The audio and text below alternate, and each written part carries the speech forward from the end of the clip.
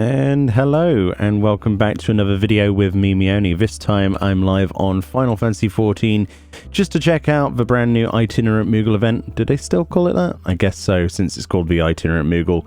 You can go to any of the three major city-states, so Aldar, Limsa Lominsa, or indeed we can also go to New Gridania, and you'll find a Moogle nearby with this above their head.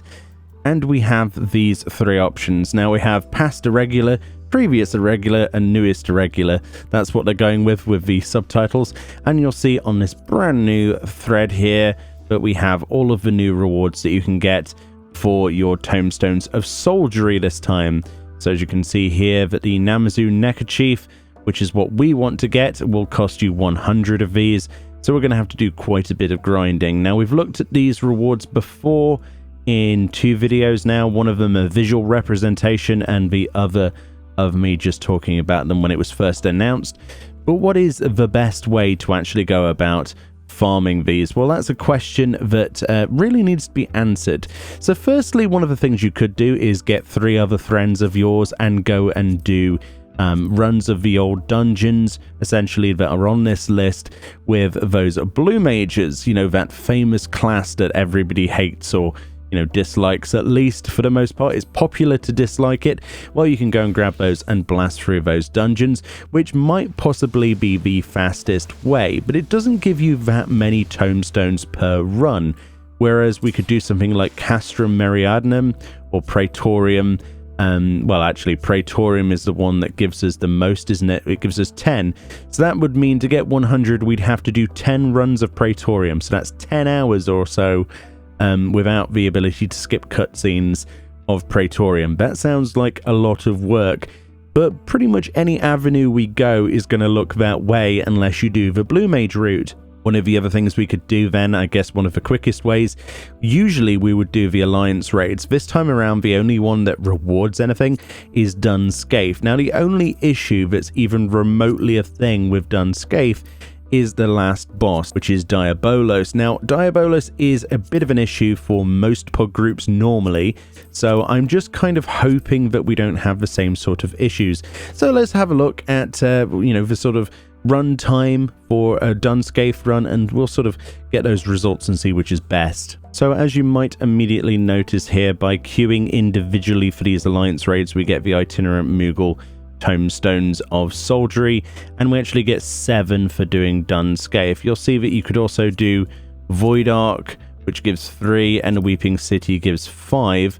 And as you'll also notice here, that the old raids that we usually spam, like Labyrinth of the Ancients or Circus Tower, this time aren't included. So we have to do Dun Scaith to get the most amount of tomestones per run of an Alliance raid.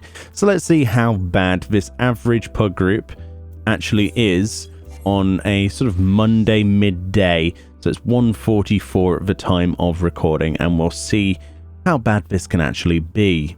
So as you can see from the run of Dun Scaith, that's usually a good run will take you anywhere between 25 to maybe 30 minutes on average, which, for 7 tomestones sounds okay, but, is it really something we want to do? So we pulled the first boss at 2:05 PM server time, and then I believe Diabolos died at 2:35 PM server time. So, literally 30 minutes on the dot is how long that took us to complete. Now, bear in mind, we didn't have any wipes or any issues on Skatash or Diabolos himself, which sometimes does happen, especially at peak times. I know some people might find that hilarious, who don't do these runs often, but if you do Alliance raids often, you will see some really interesting runs. So there's quite a bit of RNG involved with pugging this stuff, especially for your tomes. It comes down to the time limitations you might have to actually play the game, and obviously you want to get the most tomes you can per your 30 minutes, and is this really the best use of that time? We should also look at PvP as well, as Hidden Gorge actually gives 5 tomestones of soldiery for 1 completion. Now, Hidden Gorge, i.e. Rival Wings, is actually a really good thing, and obviously you might want to do that considering there are 2 gorilla mounts, mechanized gorilla mounts that you can get from that, as well as, lots of other PvP related achievements as well. But if you're not into PvP and you don't want to spend, you know, about 20 to 30 minutes in PvP for 5 tomestones, then a good solution is clearly to do stuff as Blue Mage. Now, conventionally, as a group of 4 people at level 80, Aurum Vale is probably going to be your fastest run. It has the fewest amount of trash piles and the closest together boss rooms. How fast can you actually run Aurum Vale Sink Down? Well, for the most part, people have been employing various skips past trash.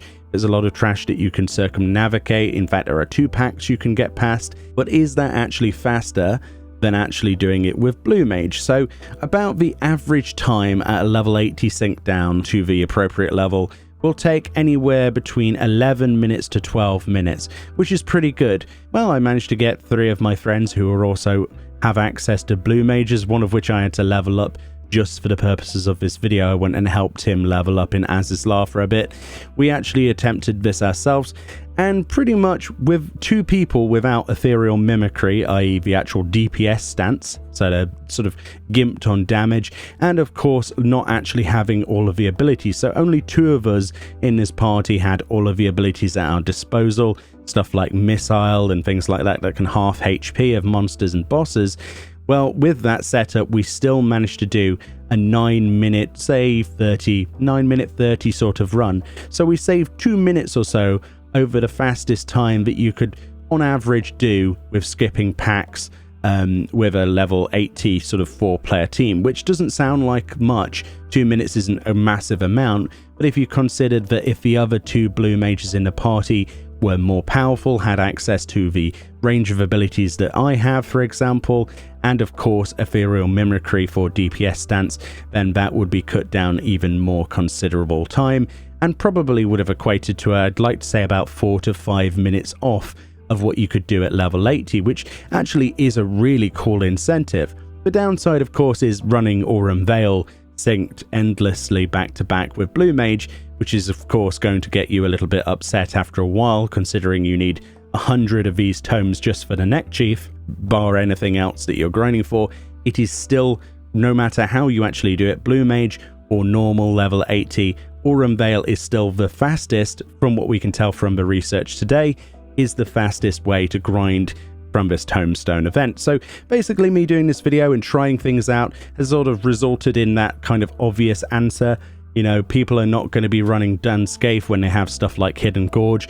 Usually the most healthy thing to do is to sort of switch around between content. You don't really want to be doing one thing constantly, you know, back to back for hours on end, because you're going to burn out pretty badly unless you're the sort of person who just wants to get this stuff done, in which case then you're more than likely going to get this done in the fastest possible way if you do Aurum Vale for Blue Mages synced runs. And that's pretty much the resolution of this video. It's an interesting event. A lot of people have criticized it for being yet another grind, but you know, it is what it is. It's an optional thing. A lot of, in fact, pretty much all of the items available from this event can be obtained elsewhere, apart from the fireworks and the necklace, which is, you know, 100 tokens. If you're into the necklace, it's just a glamour item with an Amazu on it, then go for it. If you're not so bothered, then, you know, you might want to consider not taking part in it. This is sort of like filler content, something to do in the game until mid-February when we get 5.2 and the next raid tier and all of the other goodness. I'm personally especially hyped for ocean fishing. So anyway, thank you kindly for watching this video. Hopefully it was interesting to you. Let me know below if you have any other suggestions of even faster ways of farming for your tomestones from this event. Thank you kindly for watching once again, and I'll see you all next time.